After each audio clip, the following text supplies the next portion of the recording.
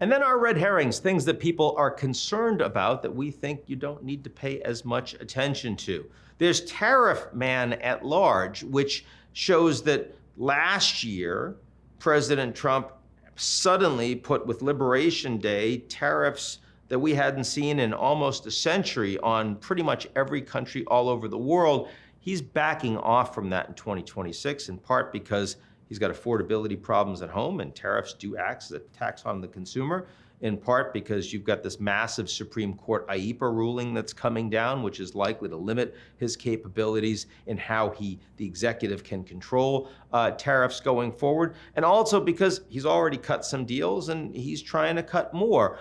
This also means that the US-China relationship is going to look more like detente this year. Why? Because the Chinese have showed that they have the cards in the economic relationship. They have real leverage over the United States, just as the US has leverage over the Chinese, and they're willing to use them. And so the fact that we have these major summits going on in April when Trump is going to China, and later in the year when Xi Jinping comes to the United States, are likely to not show that the countries are suddenly friends, not adversaries, but rather not create the kind of spikes in trade boycott that we saw early in 2025.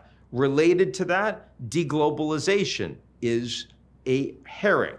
Everyone talks about how the world is becoming more fragmented, but at the same time as the United States is focusing on let's do more at home, other countries are by and large trying to hedge. They're trying to find ways to ensure they continue to have access to global markets. And that means more engagement with other countries around the world, deepening their trade relations. The Indians have been particularly effectively working on that with the EU and with Australia and with the Japanese and with others. The EU-Mercosur agreement, which has taken years to come together, has gotten a significant push because of concerns in backlash and more challenging trade relations with the United States.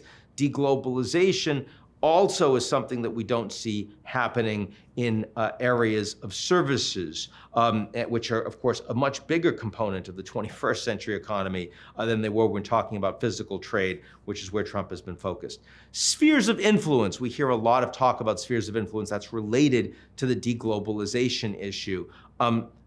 You can only do so much in a world that has an enormous amount of economic integration.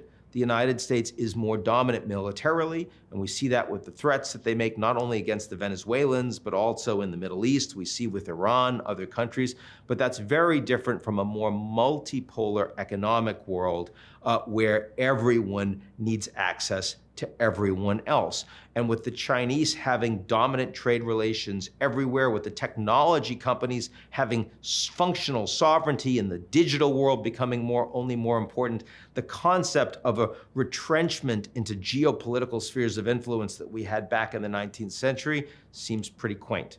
And finally, sell America. All of these people that are talking about how the US is making big mistakes, and so you should get out of US markets and get out of the dollar. Well, I mean, US markets are feeling pretty frothy right now, and the dollar, of course, remains the global reserve currency. But the real point is, Tina, there is no alternative. It's not like the euro, given all the challenges Europe is facing, is about to become a competitor to the dollar. The Chinese RMB is not convertible, and it's not about to be. And they have significant problems given their own deflation and more limited growth than what we've seen historically.